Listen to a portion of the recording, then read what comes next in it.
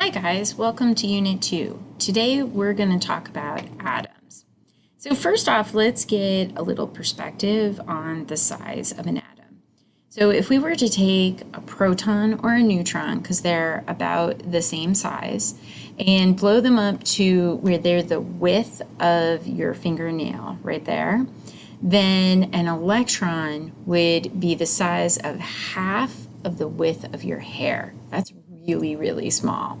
But those electrons move in a space that is the same as 30 football fields. So you have things that are the size of half of a hair moving in the space of 30 football fields.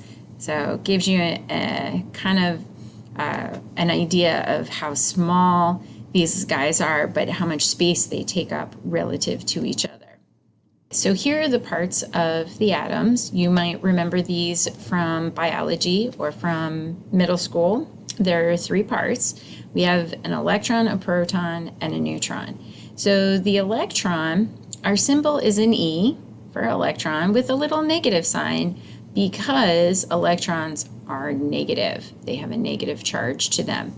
And they are really small. Remember, we just talked about that if we were to blow up the atom to be bigger, it would still be like the width of your hair. So really, really small. A proton, our symbol is a P for proton with a positive sign because protons are positive. They have a +1 charge, and they're a little bigger. We say that they have 1 atomic mass unit. So each proton is worth 1 atomic mass unit, and we'll talk more about those in just a little bit. And a neutron is N for neutron, and it is a neutral charge. Kind of goes with the name of neutron, right? So there we go, neutral charge, no charge at all. And it also has mass of 1 atomic mass unit here. So the protons and neutrons both have mass. Electrons don't have any mass. Electrons and protons both have charge, which if you notice, we have a -1 and a +1. So overall, that atom has a neutral charge when it's just hanging out by itself. And here we see electrons hang out around the outside of the nucleus being center. So the protons and neutrons hang out in the center of the atom, and the electrons are around the outside. So when we look at a periodic table, we have two pieces of information that we see right away, and one is the atomic number. So if we look at the periodic table, we see that carbon has this big number 6 with it. Well, that's the atomic number, and that tells us the number of protons in the nucleus of an atom. And sometimes we abbreviate atomic number with the letter Z, big letter Z, and that tells us the number of protons. Every element has a specific number of protons that it identifies with. So every carbon atom in the world has 6 protons. Every nitrogen atom in the world has 7 protons.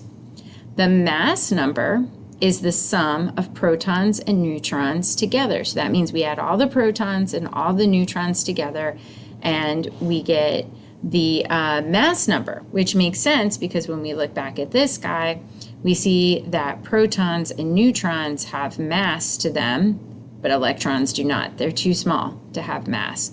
So those protons and neutrons make up the mass that we see. And sometimes we abbreviate that with an A, and that equals the number of protons plus the number of neutrons, since they both weigh 1 atomic mass unit. And then here in a neutral atom, and I'll move my little picture here, in a neutral atom we see the number of protons equals the number of electrons. And that makes sense because when we go back here, we see that electrons and protons counterbalance each other. Electrons are negative and protons are positive, so together they cancel each other out to be neutral. So here is, I'm going to scooch me out of the way here for a second. Here is, we have protons equals the atomic number. Neutrons, we figure out the number of neutrons by taking the entire mass and we subtract the atomic number. Because remember, the mass is both protons and neutrons. So if we subtract out the protons, we get just the number of neutrons, and we'll practice that. And then electrons, when we have a neutral atom, is equal to the number of protons. Here we have our atomic symbols. So this guy right here, Fe, stands for iron. And what we do is we write the mass number up top here. Remember that mass is the number of protons and neutrons together. And then down here we have the atomic number, which is just the number of protons. You got it. So we can also write it as the name, iron, with the mass right after it, or the symbol with the mass right after it. Because we know every iron atom has 26 protons because that's its atomic number. And we can look at the periodic table to see that. Here it's neutral. There's no charge written up here. So the number of electrons equals the number of protons.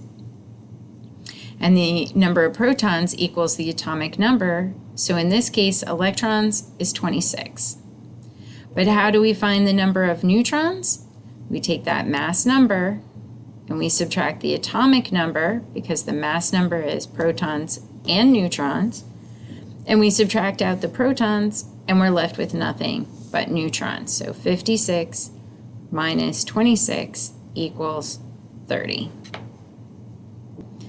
Now, sometimes we don't have the same number of electrons as we do protons. When we go to talk about atoms bonding with each other, like sodium and chlorine bonding to give us table salt, sodium chloride, we will have electrons leave an atom, and we will have electrons come to an atom.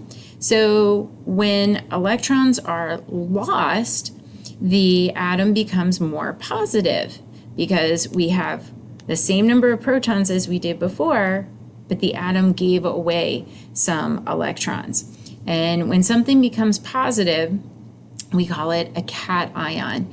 And our little mnemonic device is that a cat has paws. And so paws thinks of positive. So cats are positive. And when an atom gains electrons, it is becoming more negative. It has more electrons than it does protons, and it becomes negative. So we think of it as a negative ion, or anion is what we call a negative atom. So here is an example. I want you to pause right now and give this a try and take the quiz question. For example, please pause, give this a try, and take the quiz question. For example, please pause and take the quiz and answer the question. So here's just a little review for us, basically everything we just said.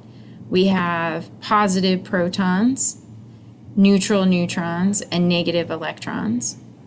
Protons and neutrons are the only ones that have mass to them, and we can find them in the nucleus with electrons floating around on the outside.